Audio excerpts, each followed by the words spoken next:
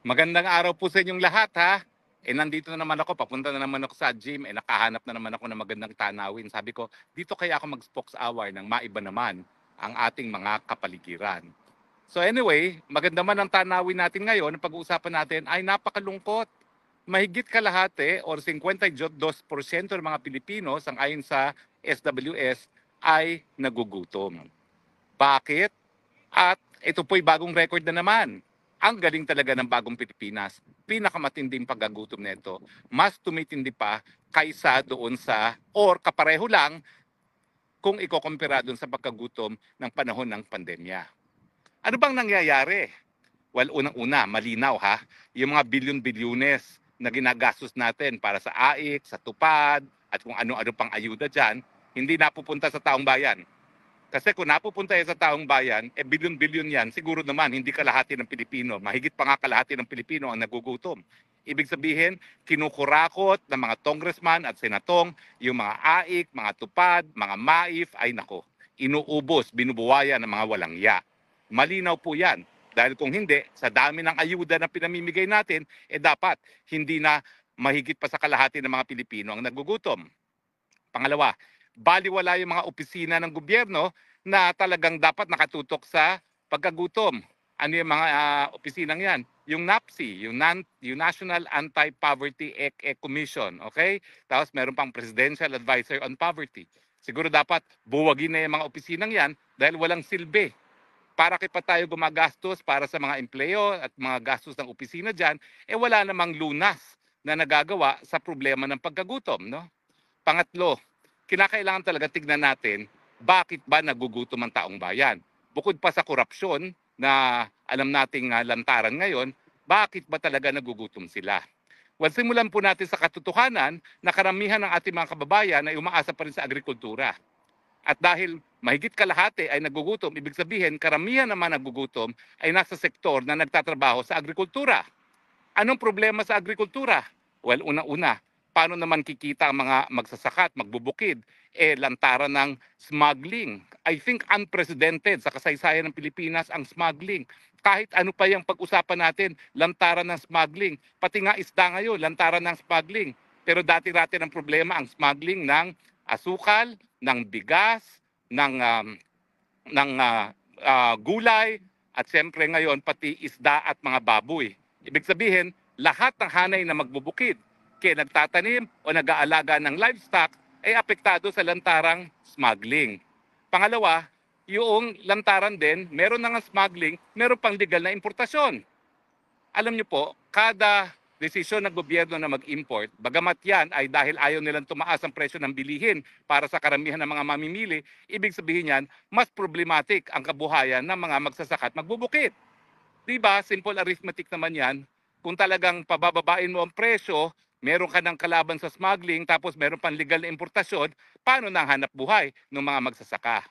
So ang kinakailangan talaga nating gawin para tumaas o mababa na yung insidente ng pagkagutom ay itaas ang kabuhayan ng ating mga magsasaka at magbubukid. At mangyayari lang yan, unang-una, kung talagang ititigil natin ang korupsyon doon sa mga ayuda. At pangalawa, buhusan natin ang suporta ng mga magsasaka. Alam naman natin na hindi gaya ng Thailand, hindi gaya ng Vietnam, hindi gaya ng Cambodia at Laos na wala tayong natural na irigasyon kasi meron silang Mekong River. So kinakailangan talaga natin paggugulan ng kapital ang patubig.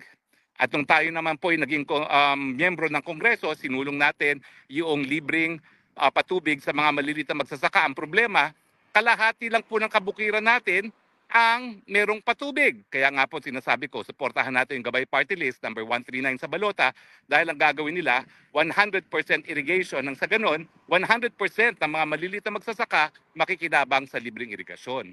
Pero ang irigasyon ay isa lang yan na pangangailangan ng ating magbubukid.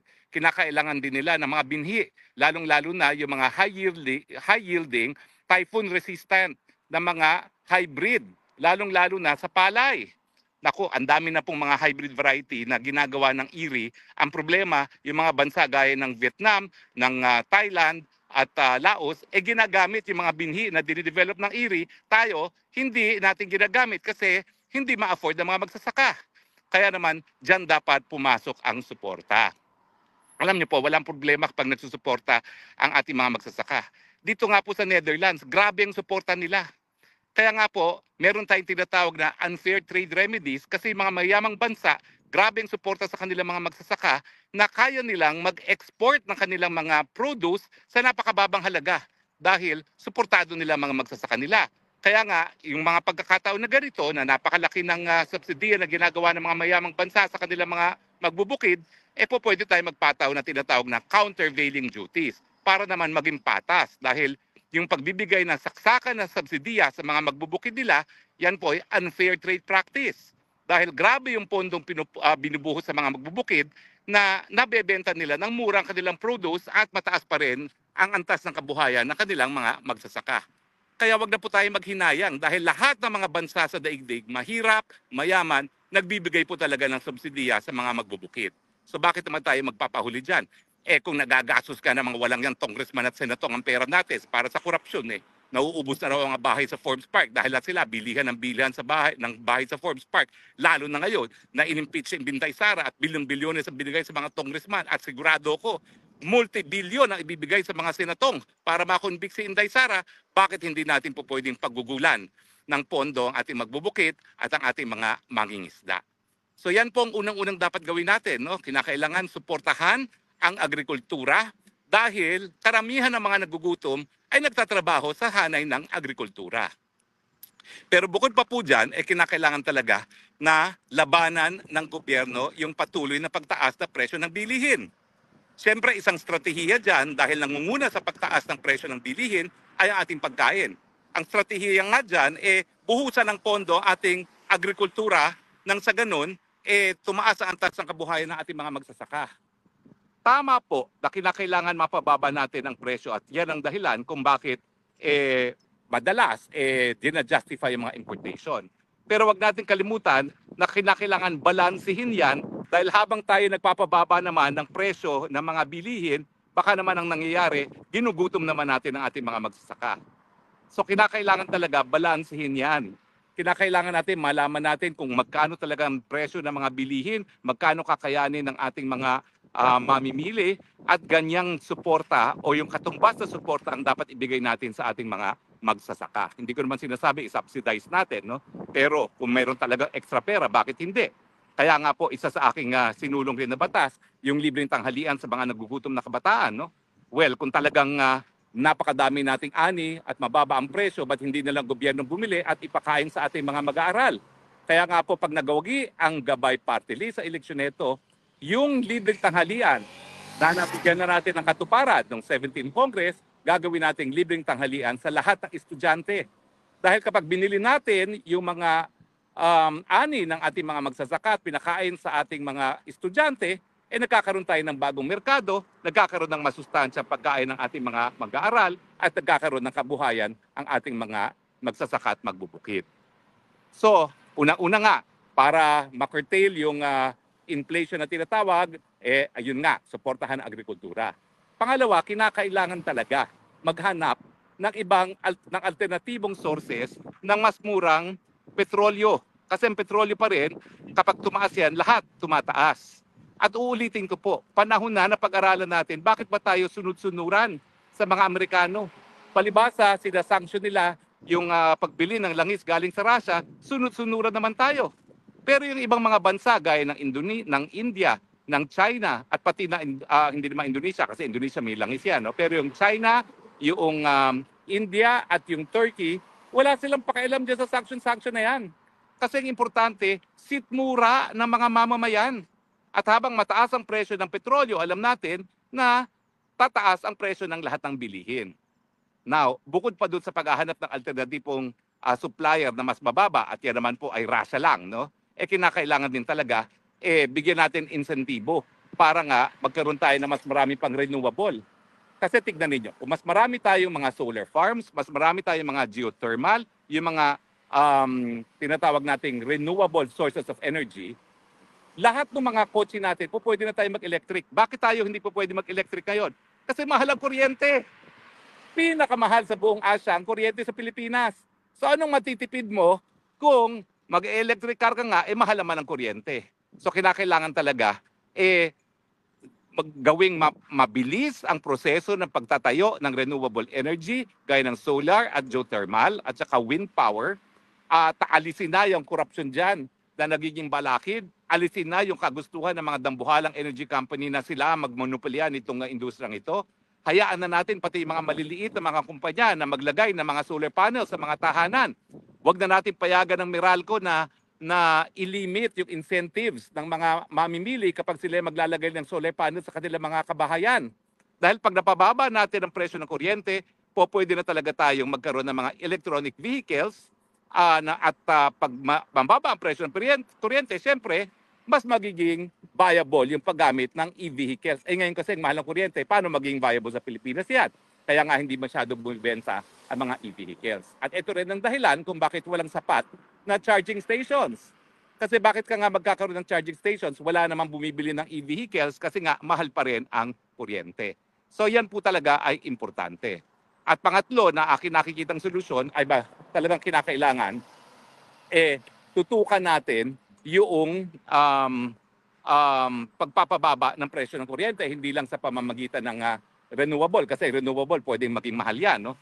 Pero talagang kinakailangan, sitahin natin yung mga nagdi-distribute at saka yung mga nagbebenta ng kuryente nang masiguro naman natin na hindi talaga sobra-sobra ang kanilang tubo, no? Kasi nga hindi ko maintindihan bakit pinakamahal na kuryente tayo sa buong Asia ngayon. Diba? Anong meron ng bansang Indonesia, Thailand, Malaysia na mas mababa ang presyo ng kuryente na wala tayo? Ang iniisip ko dyan, kasi nga dito sa Pilipinas, ang mga industriya nakikialam din sa politika. So habang malakas ang impluwensya nila sa politika, napalalaki nila ang tubo nila. Kaya nga ang ERC na siya naman dapat nag-fix ng rate para protektahan ang mga mamimili, walang magawa. Dahil talagang hawak ng mga mayayaman sa atin ang desisyon kung magkano rin ang ibabayad sa kanilang sariling mga bulsa. Diba?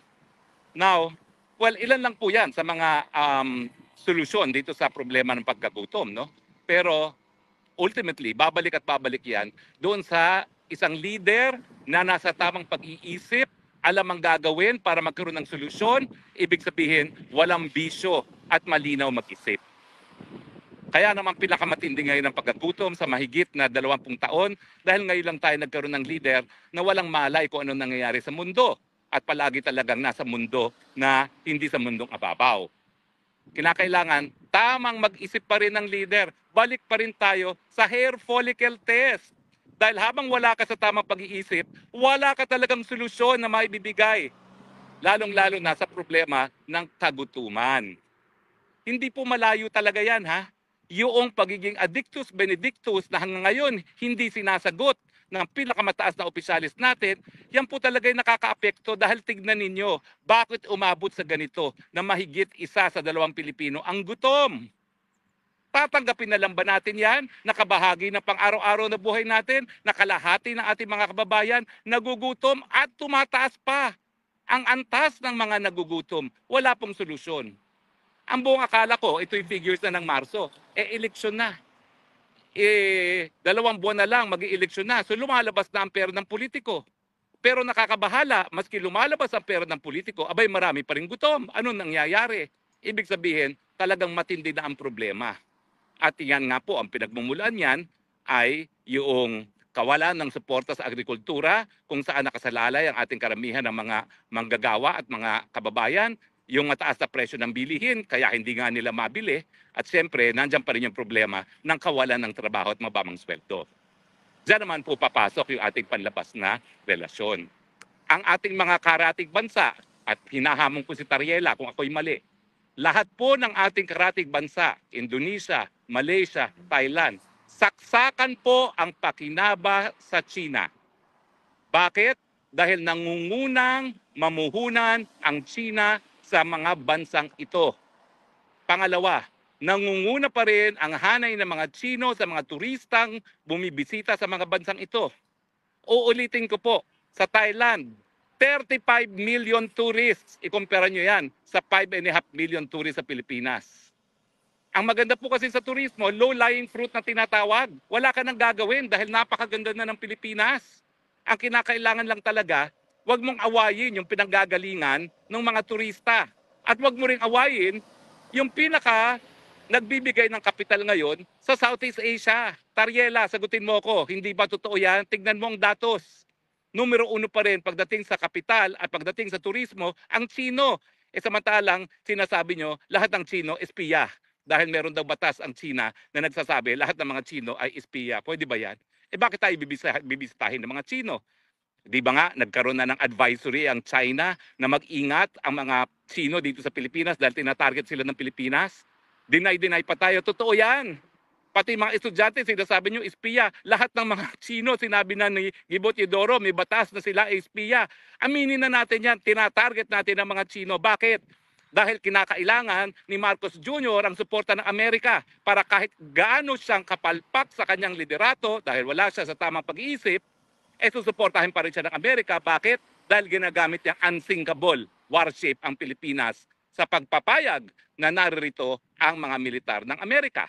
Malinaw po yan. At yan ay dahilan din ng kahirapan. Kasi yung kawalan ng kapital ay nagiging dahilan kung bakit mababa ang sweldo dahil kulang ang trabaho para sa ating populasyon. At yan din ang dahilan kung bakit kulang nga ang trabaho mismo. Pag-aralan po natin ang karanasan ng Vietnam, ng Malaysia, ng Indonesia, ng Thailand. Alam nyo, yung Malaysia, yung Vietnam, meron din po silang agawan ng teritoryo sa South China Sea. Pero hindi nila tinuturing na talagang kaaway ang China dahilan kung bakit nakikinabang pa rin sila sa kapital at yung pagdating ng mga turista galing sa China. Pwede namang gawin yan, nagawa na yan ni Tatay Digong, ba't hindi natin maulit muli? Pero ang sigurado doon, yung mga panahon ng gaya ni Tatay Digong na dumami ang turista at mga nangangapital na galing sa China, wala pong Tariela. Alam na natin ang mga balakid. At wala ring Marcos Jr. Although nakapagtataka dahil yung practice naman ni Lisa Araneta Marcos, lumago yan dahil halos lahat ng kliyente niya, pati na yung mga pogo-pogo na yan, kliyente ng kanyang opisina. Sige nga, bukasan tayo ng libro, tignan natin kung sino hindi niya naging kliyente. Sa totoo lang, ang mga gaya ko na palaging sinasabi, dapat mabuting relasyon natin. Wala naman kami nakuha mga Chinese client. Kung meron man, kakaunti. At yung pa pinagbibintangan na pogo daw, di naman sila pogo. Ay, naku talaga naman. Oo, magpakatotoo tayo. Dahil ang tao naman, hindi bobo. Nalalaman din nila ang katotohanan sa kasinungalingan. So yan po mga dahilan. Kulang sa tutok sa agrikultura, kulang sa tutok sa pagbantay sa pagtaas ng presyo ng bilihin, kulang sa trabaho at mababang sweldo dahil inaaway yung pangunahing pinanggagalingan ngayon ng kapital at ng turista, at least sa parte ng daigdig natin dito sa Southeast Asia. Kaya nagtataka pa ba kayo na pinakamalaki ngayon ang hanay nagugutom sa ating kasaysayan? At papayag pa ba kayo na hanggang 2028 ganito ang ating buhay na pataas ang hanay ng nagugutom? Nako Pilipinas, gumising na kayo. Hindi po illegal na magsisante ng presidenteng palpak. 2 beses na natin ginawa yan. Yan po ay nasa ating saligang batas. Karapatan ng tao yan bilang tunay na suberenyo, gamitin ng people power para alisin ang mga bagsak sa performance ng presidente. At ayan na naman po, anong tawag ninyo kapag 52% ng ating mga kababayan nagugutom? Sa akin po, super bagsak talaga yan. Huwag nang pagpilitan. Ano ba naman yung nanatili na kayo sa puerto ng 20 taon? Bilyon-bilyonis nang ninakaw ninyo. Gusto nyo pa magpalago ngayon? Ano ba yan? Wala na ba talagang enough is enough doon sa inyong hangarin na magpayaman? Ay nako, may karma po yan. Hahayaan na natin ang karma na magbigay ng leksyon sa inyo. Well anyway, mainit po ang araw, kinakailangan ng magpunta sa gym dahil lalong iitim ang Spokes Harry Roque. Pero sana po nag-enjoy kayo sa tanawin at sana nagbigay tayo ng karagdagang kaalaman sa lahat tungkol dito sa problema ng kahirapan. In other words, kinakailangan palitan na ang administrasyon. Kung nais natin mabawasan ang problema sa pagkagutom, sigurado po lang. Maraming salamat po sa inyong patuloy na pagtangkilik. Reporting live from the Netherlands. Ito po ang inyong paboritong asylum seeker, Spokes Harry Roque, nagsasabing, I love you Philippines. You're the only country that I have. You're the only country that I love. God bless the Philippines. Bye!